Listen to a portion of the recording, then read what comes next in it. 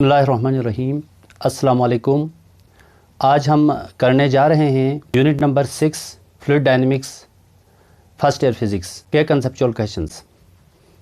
Conceptual question 6.1 from the top of a building you drop 2 table tennis balls, one filled with air and other with water, which ball reach terminal velocity first and why. एक building के top से आपने 2 tennis ball को गिराया है। एक tennis ball में आपने एयर फिल किया हुआ है, दूसरे टेनिस बॉल में आपने वाटर फिल किया है। तो कौन सा बॉल जो है पहले टर्मिनल वेलोसिटी गेन करेगा और वो ऐसा क्यों गेन करेगा? टर्मिनल वेलोसिटी का जो फार्मूला हमारे पास गिवन है Vt = 2 rho gr² divide by 9 eta. यह हम डिराइव कर चुके हैं। इस फार्मूले के अंदर डेंसिटी हमें मालूम है मास पर यूनिट वॉल्यूम है। तो अगर हम इस डेंसिटी की जो मास पर यूनिट वॉल्यूम ये वैल्यू है, अगर मैं इक्वेशन 1 में पुट कर दूं, उसको हमने इक्वेशन 2 कहा, इसको इक्वेशन 1 कहा, तो डेंसिटी की वैल्यू इक्वेशन 2 से 1 में हम पुट करेंगे तो ये हमारे पास ये वैल्यू आएगी। अगर वॉल्यूम को नीचे लेके जाएं डिनोमिनेटर में तो ये हमारे पास आएगा Vt = 2mgr² divide by 9 eta v।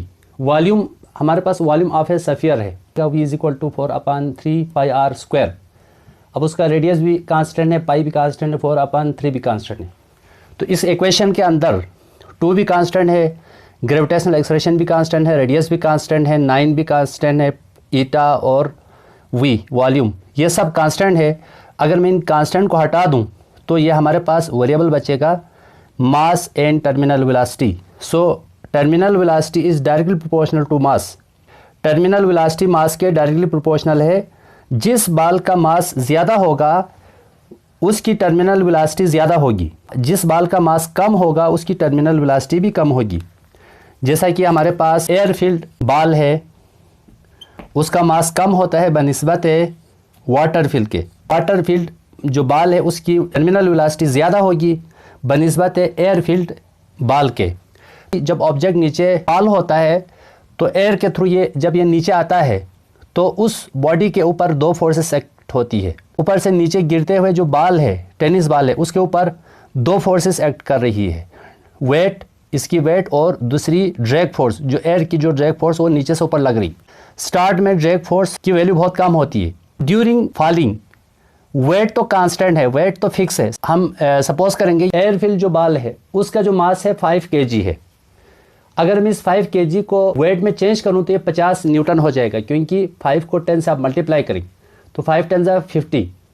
अब देखिए इसकी जो वेट है वो 50 न्यूटन है, जबकि वाटर फिल किया हुआ जो बॉल है उसका जो मास है वो 10 kg। अगर हम इसको वेट में तब्दील कर देंगे तो ये 100 न्यूटन आ जाएगा। तो इस हिसाब से देखें वेट तो कांस्टेंट है, जो बॉल नीचे आएगा ग्राउंड की तरफ ड्रैग फोर्स की वैल्यू बढ़ती जाएगी। जब ड्रैग फोर्स की वैल्यू बढ़ती हुई ऊपर जाएगी 0 से 1 2 3 अप टू 50 तक बढ़ेगी। इस बॉल के ऊपर, एयर फील्ड बॉल के ऊपर ड्रैग फोर्स की जो मैक्सिमम वैल्यू होगी वो 50 होगी, जबकि वाटर फील्ड बॉल के ऊपर ड्रैग फोर्स जो लग रही है उसकी मैक्सिमम वैल्यू होगी 100 तक इंक्रीज़ करेगी। तो अब आप देखें जब ये 50 न्यूटन का बॉल, एयर फील्ड बॉल जब नीचे आएगा तो नीचे से, अब देखो ये तो फिक्स है, नीचे से ड्रैग फोर्स बढ़ती जा रही है।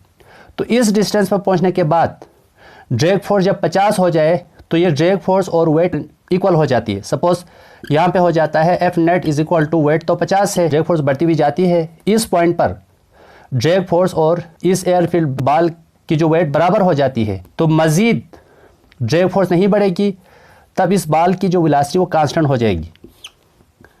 F net 0, इसका मतलब F net 0 का मतलब है एक्सेलरेशन इज़ 0।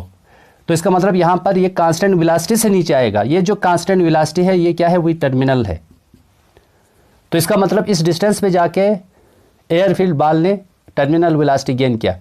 जब 100 न्यूटन बॉल है वो नीचे जा रहा है क्योंकि उसकी वैल्यू ज़्यादा है। इतना डबल डिस्टेंस कवर करने के बाद इस बॉल पर जो लगने वाली जो ड्रैग फोर्स है, बॉल यहाँ पे पहुँचेगा तब जाके जो ड्रैग फोर्स की वैल्यू 100 न्यूटन होगी, क्योंकि जब वेट ज़्यादा होगी तो ड्रैग फोर्स भी ज़्यादा लगेगी। तो ये जो 100 न्यूटन बॉल है वाटर फील्ड बॉल, जब इस डिस्टेंस पे आएगा तो ड्रैग फोर्स 100 न्यूटन होगी, फिर इसकी वेलोसिटी भी कांस्टेंट हो जाएगी। जैसा कि हम लिख सकते हैं F net is equal to 100 minus 100 cancel, तो एफ नेट 0। जब ये एफ नेट 0 होगी तो एक्सेलरेशन भी 0 है, इसका मतलब वेलोसिटी कांस्टेंट है। इस वेलोसिटी को हम टर्मिनल वेलोसिटी कहते हैं। जिसका मास कम है वो जो बॉडी है वो जल्दी टर्मिनल वेलोसिटी गेन करेगी, और जिस बाल का मास ज़्यादा है वो देर से टर्मिनल वेलोसिटी गेन करेगा। Conceptual question 6.2, why can a squirrel jumps from a tree branch to the ground and run away undamaged while a human could break a bone in such a fall. जब एक गुलहरी जो है दरख्त के किसी शाख से नीचे छलांग मारता है तो वो नीचे फर्श पे या ज़मीन पे लगने के बाद कोई नुकसान आए बगैर बिल्कुल सेफली वो आगे भाग जाता है। जबकि कोई इंसान दरख्त से अगर गिर जाए तो उसके जो हड्डियां हैं, हाथ पाँव टूट जाते हैं। ऐसा क्यों?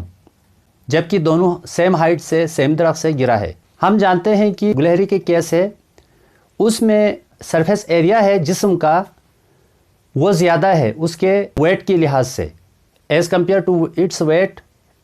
जब सरफेस एरिया ज़्यादा होगा तो नीचे से हवा ज़्यादा लगती है, ड्रैग फोर्स ज़्यादा लगती है, यानी कि उसकी बॉडी को एयर उठा के रखती है। टर्मिनल वेलोसिटी के साथ आहिस्ता वो नीचे आने लगता है, जिसकी वजह से वो ज़मीन पर जब वो टच होगा तो डैमेज हुए बग़ैर, नुकसान हुए बग़ैर वो आगे भाग जाता है। लेकिन ह्यूमन के केस में हमारी वेट की लिहाज से हमारा जो सरफेस एरिया है वो बहुत कम है, जिसकी वजह से हमारे ऊपर हवा कम लग रही है, नीचे से ऊपर ड्रैग फोर्स कम लग रही है, जिसकी वजह से ड्रैग फोर्स कम लगने की वजह से मैक्सिमम टर्मिनल वेलोसिटी के साथ नीचे गिरता है, जिसकी वजह से ज़ोर से लगने की वजह से, ड्रैग फोर्स कम होने की वजह से हम ज़ोर से नीचे लग जाते हैं, जिसकी वजह से हमारा हाथ पाँव या जिस्म का दूसरा हिस्से की जो हड्डियां हैं वो टूट जाती है। Conceptual question number 6.3, how does the terminal speed parachutist before opening a parachute compare to the terminal velocity afterward, why is there a difference. हमने कंपेयर करना है, पर्सन जो है वो हवाई जहाज़ से नीचे छलांग मारा है तो पैराशूट के खोलने से पहले उसकी टर्मिनल वेलोसिटी और पैराशूट खोलने के बाद की जो टर्मिनल वेलोसिटी है उनमें कंपैरिजन करना है, कौन सी वेलोसिटी ग्रेटर होगी, और अगर ग्रेटर होगी तो क्यों होगी, अगर स्मॉल है तो क्यों स्मॉल है। हम जानते हैं कि पैराशूट खोलने से पहले जो पर्सन है वो ऊपर से नीचे गिर रहा है, दिस इज़ द पर्सन। अब ये हमारे पास जो पर्सन है वो नीचे की तरफ गिर रहा है, इस वक्त पैराशूट खोला नहीं है उसने। इसकी जो बॉडी है उसका जो एरिया कम है जबकि इसकी वेट ज़्यादा है, तो जब सरफेस एरिया कम है तो नीचे से एयर की जो फोर्स है कम लगेगी, मींस ड्रैग फोर्स कम लगेगी, जिसकी वजह से ये जो पर्सन है ये ज़्यादा डिस्टेंस कवर करने के बाद ही टर्मिनल वेलोसिटी गेन करेगा। जबकि इस तरह से इसकी टर्मिनल वेलोसिटी ज़्यादा होगी, क्योंकि देर से अगर टर्मिनल वेलोसिटी गेन करे तो इसका मतलब टर्मिनल वेलोसिटी की वैल्यू ज़्यादा होती है। इसके बरक्स जब वो पैराशूट खोलेंगे तो पैराशूट के अंदर वो बैठा है, अब हवा लग रही पैराशूट के ऊपर भी, तो पैराशूट का एरिया ज़्यादा है तो इसके ऊपर ज़्यादा ड्रैग फोर्स लगेगी नीचे से एयर की। तो ये जो पैराशूट है ये बहुत जल्द ही कुछ डिस्टेंस कवर करने के बाद ही टर्मिनल वेलोसिटी गेन करेगा, तो इसका मतलब पैराशूट जब खोलने के बाद टर्मिनल वेलोसिटी की वैल्यू छोटी होगी, small terminal velocity parachute gain करेगा। Conceptual question 6.4, you can squirt water over garden distance by placing your thumb over the end of a garden hose, then by leaving it completely covered, explain how this work. एक garden है, उसके अंदर pipe पड़ा हुआ है garden के पौधों को पानी देने के लिए। जब उस पाइप के ऊपर आप थंब रखते हैं, जब आप थंब रखेंगे तो उसका जो आधा एरिया आपने कवर कर लिया आपके थंब ने, तो इसका मतलब इसके एरिया को कम कर दिया। तो जब थंब रखेंगे तो वो हाई स्पीड के साथ वाटर बाहर गिरता है और वो लार्जर डिस्टेंस कवर करता है। अगर आप इसको थंब को हटा दें तो क्या होता है, एरिया बढ़ गया, तो अब पानी जो है ना लो स्पीड के साथ बाहर आता है और बहुत कम डिस्टेंस पे जाके गिरता है। ऐसा क्यों? ऐसा इसलिए है क्योंकि देखिए अभी जो पाइप है इसके ऊपर हम उंगली रखते हैं, जब उंगली रखेंगे तो इसका एरिया कम कर दिया हमने। जब एरिया कम होगा, according to equation of continuity, A V is equal to constant, A means area, V means speed. तो जब एरिया और वेलोसिटी जो है या स्पीड जो है इन्वर्सली प्रोपोर्शनल है इक्वेशन ऑफ कंटिन्यूटी के मुताबिक, तो जब हम इस पाइप के ऊपर हम उंगली रखेंगे, थंब रखेंगे, तो इसका एरिया कम हुआ। जब एरिया कम होगा तो इसकी स्पीड बढ़ जाएगी। स्पीड बढ़ने से वो तेज़ी से बाहर आएगा और लार्जर डिस्टेंस कवर करेंगे। इसके बरक्स हम उंगली को हटाएंगे तो इसका एरिया बढ़ गया। एरिया की बढ़ने से वाटर की जो स्पीड है वो कम हो जाएगी, वेलोसिटी कम होगी, जिसकी वजह से वो कम स्पीड के साथ बाहर आएगा और स्मॉल डिस्टेंस कवर करेंगे। Conceptual question 6.5, why does smoke rise in a chimney on a windy day. जब हवाएं चल रही हो तो चिमनी से जो धुआं है वो तेज़ी से बाहर आता है। ऐसा क्यों आता है? बर्नौलीज़ इक्वेशन से हम जानते हैं कि स्पीड और प्रेशर है वो इन्वर्सली प्रोपोर्शनल है। जहाँ पर स्पीड बढ़ेगी वहाँ प्रेशर कम होगा, जहाँ पे स्पीड कम होगी तो वहाँ पे प्रेशर ज़्यादा। हवाएं चल रही है तो बाहर साइड पर जो हवा की जो स्पीड है वो हाई है हवा चलने की वजह से, जिसकी वजह से छत के ऊपर स्पीड बढ़ने की वजह से प्रेशर लो हो जाता है। इनसाइड द हाउस हवा नहीं चल रही तो वहाँ पर एयर की जो स्पीड है वो बहुत कम है, जिसकी वजह से इनसाइड द हाउस प्रेशर ज़्यादा है। सो प्रेशर डिफरेंस की वजह से जो धुआं है वो तेज़ी से बाहर निकलता है, धुआं तेज़ी से बाहर आ जाता है। इस कॉन्सेप्ट को हम बर्नौलीज़ की इस इक्वेशन से भी हम प्रूफ कर सकते हैं। अब प्रेशर और स्पीड में हमने रिलेशन निकालना है तो हाइट को कांस्टेंट रखा, तो h1 h2 is equal to h। तो यहाँ पर जो हाइट वाला जो h वाला जो टर्म है, हाइट वाला, वो कैंसिल हो गए, तो ये हमारे पास ये चीज़ रह गई। देखें अब यहाँ पे हमने क्या किया, P2 को इस साइड पे लाया, 1/2 रो V1 स्क्वायर को उस साइड पे लेकर गया, तो ये टर्म वहाँ पे गया तो वहाँ जाके माइनस होगा, P2 यहाँ आके माइनस हुआ।